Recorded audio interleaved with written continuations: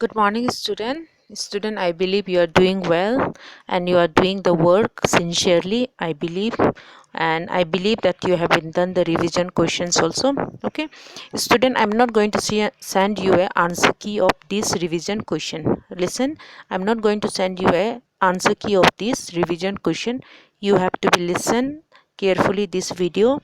You have to read your textbook and then answer these questions. Okay, let's discuss with the first question. Who was the referred to as the father of Indian Constitution? The answer is Dr. B.R. Ambedkar. Okay, he was a Dalit leader. He went to abroad for his higher study. Then he came back to India and took active part in the national movement. Okay, जिसके बारे में हम और आगे history में भी हम पढ़ेंगे डॉक्टर बी आर अम्बेडकर के बारे में. ठीक है, वो दलित लीडर में से थे और हमारा संविधान जो हमारा अभी इंडियन कॉन्स्टिट्यूशन है माना जाता है कि वो हमारा father of Indian constitution. Okay, second question. The Indian constitution was frame by दैश set up in the year 1946. The answer is constituent assembly. Okay, जो हमारे पास अभी संविधान है, ये संविधान को बनाने के लिए एक असेंबली बिताया गया है जिसको हम कॉन्स्टिट्यूएंट असेंबली के नाम से जाना जाता है. 1946 में उसे सेटअप किया गया है.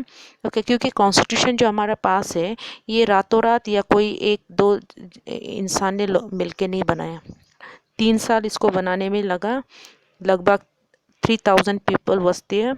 ओके, सो इन सब जो है को डिस्कस करके डिबेट करके रिसर्च करके जिन लोगों ने कॉन्स्टिट्यूशन बनाया, उसी कॉन्स्टिट्यूशन के लिए हमने जो क्या सेटअप किया है, constituent assembly. Okay, third question. Indian constitution believe in the universal adult franchise that grant the right to the citizen to. The answer is both. जो हमारा संविधान जो है मानते हैं universal adult franchise, that means universal adult suffrage, which means 18 years and 18 years above जो है क्या कर सकते हैं, वोट दे सकते हैं. राइट. सो इसी के मुताबिक इंडियन कॉन्स्टिट्यूशन जो है हम सिटीजन लोगों को, हम नागरिक लोगों को क्या हक दिया है, वोट देने के लिए. VOTE vote. ओके, जो असेंबली की दिन में इलेक्शन के दिन में हम वोट देते हैं. ठीक है, so citizen to vote. Question number 4. Name the 3 organs and branch of the Indian government. Okay, Indian government मैंने क्वेश्चन में दिया. ऐसा कोई भी गवर्नमेंट में बेसिकली 3 ऑर्गन्स होते हैं, क्योंकि आपके सिलेबस में आप इंडियन पॉलिटिक्स के बारे में पढ़ रहे हैं तो मैंने इसलिए इंडियन गवर्नमेंट दिया. But in general in all the government there are 3 organs. What are they? आप लोगों ने क्या आंसर लिखा है? Okay, the first one is legislature, second organ is executive, the third organ is judiciary. Legislature जो कानून बनाते हैं, executive वही कानून को लागू करते हैं. ओके, जुडिशरी जो न्याय करते हैं या न्याय दिलाते हैं उसे हम बोलते हैं जुडिशरी. सो गवर्नमेंट का 3 ऑर्गन है, 3 ब्रांच है. लेजिस्लेचर जो कानून बनाते हैं, एग्जीक्यूटिव जो कानून लागू करते हैं, जुडिशरी जो न्याय दिलाते हैं. The next question. Who was the chairperson of constituent assembly? Constituent assembly जो 1946 में सेटअप किए थे उसका चेयरपर्सन कौन है? Doctor Rajendra Prasad. Student don't be get confuse. Okay, doctor B R Ambedkar जो है ड्राफ्टिंग कमेटी का चेयरपर्सन था और डॉक्टर राजेंद्र प्रसाद जो है चेयरपर्सन ऑफ कॉन्स्टिट्यूएंट असेंबली. पूरे कॉन्स्टिट्यूशन को बनाने के लिए जो असेंबली सेटअप किया था उसका chairperson. Okay, explain in your own word constitution. आप अपने अपने शब्दों में कॉन्स्टिट्यूशन को क्या लिखा है, क्या समझ में आया? Constitution is a document that lay down basic rules and regulation for the people and the government. Constitution जो है बेसिकली हमारे लिए और सरकार के लिए बेसिक रूल एंड रेगुलेशन पहले से बना के रखा हुआ है. इसीलिए कल को कोई भी गवर्नमेंट आता है तो वो अपना नया कानून, नया रूल एंड रेगुलेशन लेके नहीं आ सकते.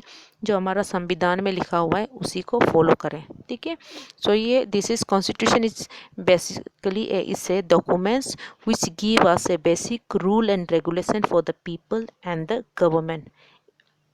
नागरिक के लिए भी उसने दिया है और गवर्नमेंट के लिए भी, दोनों के लिए दिया है. Okay, rule and regulation. Next one is, what do you understand the democratic form of government? Democratic form of government, democratic means loktantra, right? Loktantra form of government, this is a form of government where we elect our own representative. ये वो form of government, उस type के government है जहाँ पे हम अपना leader खुद चूज़ करते हैं, हम अपना रिप्रेजेंटेटिव खुद हम इलेक्ट करते हैं.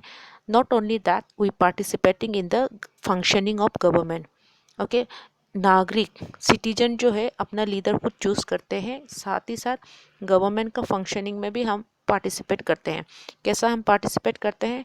फॉर एग्जांपल, अगर हम कुछ चीज़ गवर्नमेंट का काम करने का तरीका सही नहीं लगा तो हम प्रोटेस्ट कर सकते हैं, पीसफुली हम धरना कर सकते हैं, right? So this is what the democratic form of government. Democratic form of government is a form of government when people elect their own representative as well as they participate in the function of the government. Okay, the next question is from chapter 2. What is meant by secularism? Secularism means it is a separation between state and religion. Secularism का मतलब जहाँ पे government और धर्म एक दूसरे से separate है. साथ ही साथ नो एनी स्टेट रिलीजन, हमारा यहाँ पे कोई राष्ट्रीय धर्म नहीं है, ठीक है? हर धर्म जो है गवर्नमेंट के सामने में एक ही इक्वल है, एक ही ट्रीटमेंट दिया, हमें ट्रीट किया जाएंगे. ऐसा नहीं है कि कोई रिलीजन का पॉपुलेशन बहुत ज़्यादा है तो उसको स्पेशल ट्रीटमेंट देगा, no. So secularism where there is no any state religion. Second question, in secular country there is nothing such as a state this. Secular country जैसे में एक चीज़ ऐसा है जिसका राष्ट्रीय कुछ नहीं है.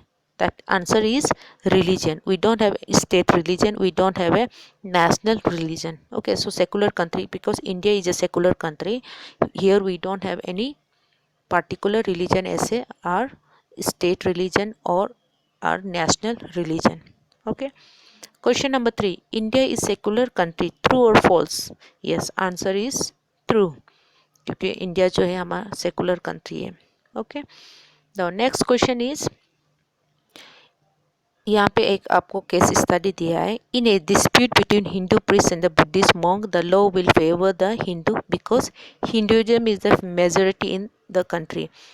अगर हिंदू कोई पंडित और बुद्धिस्ट पंडित के बीच में अगर कुछ डिस्प्यूट हो गया, तो हमारा कानून जो है हिंदू को फेवर करेंगे, क्योंकि हमारे यहाँ पे हिंदू मेजॉरिटी ज़्यादा है. ट्रू और फॉल्स? False, right? क्योंकि our country is a secular country, we follow the secularism. So इसीलिए कोई धर्म गवर्नमेंट के फेवर में नहीं है, ठीक है? कानून जो है हर किसी के लिए एक बराबर है, तो वो हिंदू पंडित हो या मुस्लिम हो या बुद्धिस्ट हो, उसको कानून के नज़रिए से देखा जाएगा. ऐसा नहीं है कि उसका अगर मेजॉरिटी ज़्यादा है, हिंदू का पॉपुलेशन बहुत ज़्यादा है, तो हिंदू को अलग से फेवर मिलेंगे, no. Okay, so question number 4, true and false. The answer is false. The next question is, what do you understand by non-interference in religious beliefs and practices? What do you understand? The answer is, Indian government does not prohibit people from following their religion. हमारा Indian government जो है कोई भी इंसान को कोई भी धर्म प्रैक्टिस करने के लिए, मानने के लिए, कोई भी रिलीजन धर्म अपनाने के लिए मना नहीं करते हैं, ठीक है? उसका प्रैक्टिसेस, उसका जो प्रैक्टिसेस है, उसका जो बिलीव मतलब विश्वास है, उसमें हम क्या करते हैं, वो मना नहीं करते हैं, वो इंटरफेयर नहीं करते हैं. हमने एग्जाम्पल भी देखा, right? Punjab the sardars they wear a pagdi, right? तो इसीलिए हेलमेट जो है पूरे इंडिया में हेलमेट कंपलसरी है, लेकिन सरदारों के लिए नहीं है, because this is their sentiment with their religion, right? So government कोई भी रिलीजन का प्रैक्टिस और उसका बिलीव में इंटरफेयर नहीं करेंगे. ओके, इंटरफेरेंस नहीं करेंगे until it is harmful for the society, ठीक है? कोई भी धर्म का अपना विश्वास है, अपना प्रैक्टिस है, गवर्नमेंट कभी उसको मना नहीं करेंगे जब तक वो सोसाइटी के लिए हानिकारक ना हो, नुकसानदायक ना हो, वो कभी इंटरफेयर नहीं करेंगे. Okay student, again I'm asked request you, please read the chapter carefully.